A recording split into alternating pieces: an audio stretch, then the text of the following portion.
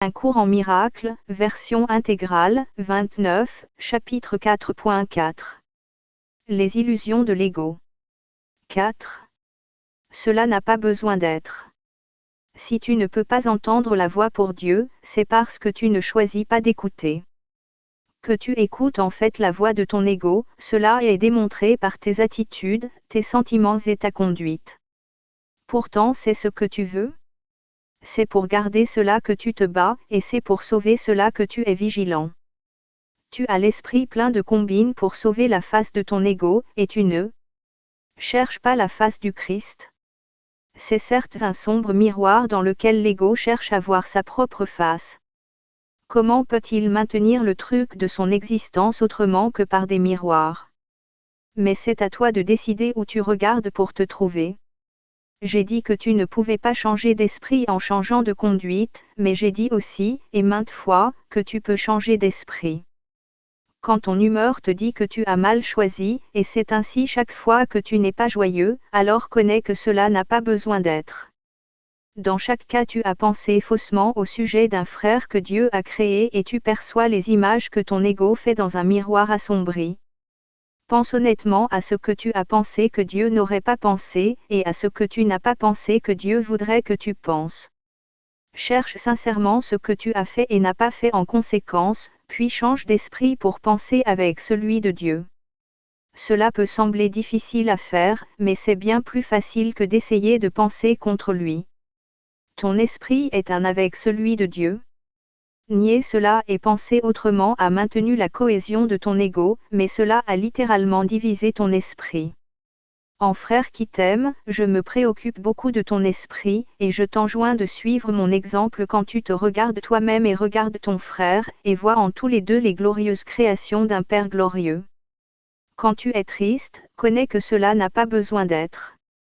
La dépression vient du sentiment d'être privé de quelque chose que tu veux et que tu n'as pas. Souviens-toi que tu n'es privé de rien si ce n'est par ta propre décision, puis prends une autre décision. Quand tu es anxieux, rends-toi compte que l'anxiété vient du caractère capricieux de l'ego, et connais que cela n'a pas besoin d'être.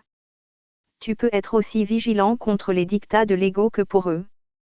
Quand tu te sens coupable, souviens-toi que l'ego a bel et bien violé les lois de Dieu, mais pas toi. Les péchés de l'ego, laisse-les moi. C'est à cela que sert l'expiation. Mais l'expiation ne peut pas te délivrer jusqu'à ce que tu changes d'esprit à propos de ceux que ton ego a blessés. Tant que tu te sens coupable, c'est ton ego qui commande, parce que seul l'ego peut éprouver de la culpabilité. Cela n'a pas besoin d'être. Surveille ton esprit pour déceler les tentations de l'ego, et ne le laisse pas te tromper. Il ne t'offre rien.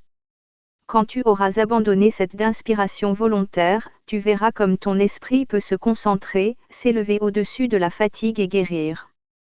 Or ta vigilance n'est pas assez grande à l'encontre des demandes de l'ego pour t'en désengager. Cela n'a pas besoin d'être.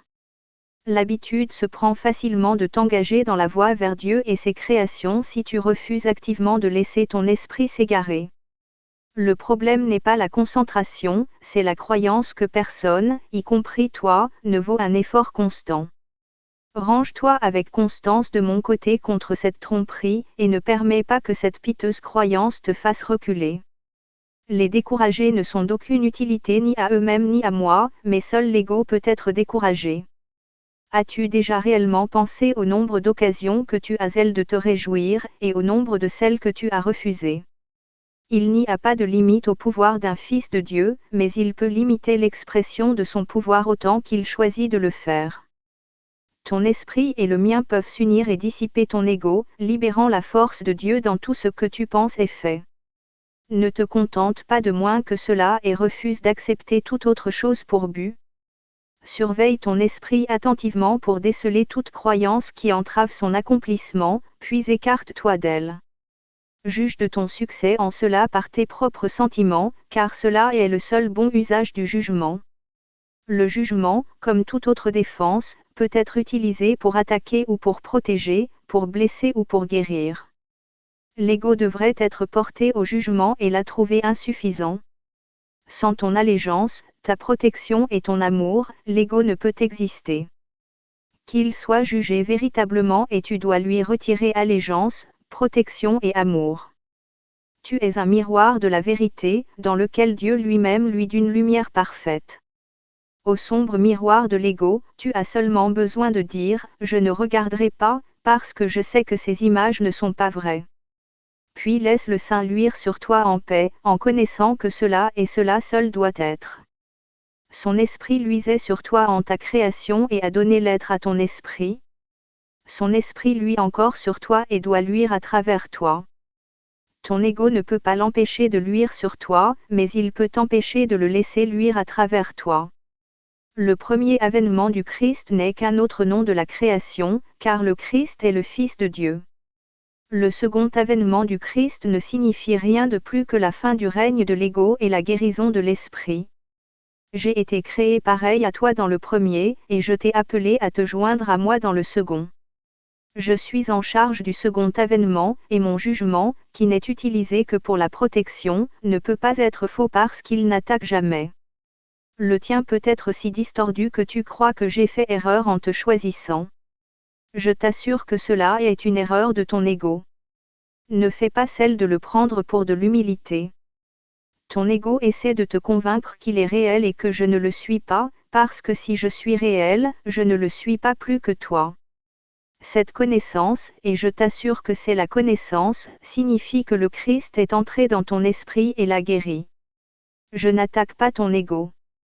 Je travaille avec la partie supérieure de ton esprit, qui est la demeure du Saint-Esprit, que tu sois endormi ou éveillé, tout comme l'ego travaille avec la partie inférieure de ton esprit, qui est sa demeure. Je suis ta vigilance en cela, parce que ta confusion est trop grande pour que tu reconnaisses ton propre espoir. Je ne fais pas erreur. Ton esprit choisira de se joindre au mien, et ensemble nous sommes invincibles. Toi et ton frère finirez par vous assembler en mon nom, et votre santé d'esprit sera rétablie. J'ai ressuscité les morts en connaissant que la vie est un attribut éternel de tout ce que le Dieu vivant a créé. Pourquoi crois-tu qu'il m'est plus difficile d'inspirer les d'inspirés ou de stabiliser les instables? Je ne crois pas qu'il y ait un ordre de difficulté dans les miracles, toi, si. J'ai appelé et tu répondras. Je comprends que les miracles sont naturels, parce que ce sont des expressions d'amour. Que je t'appelle, cela est aussi naturel que ta réponse, et aussi inévitable.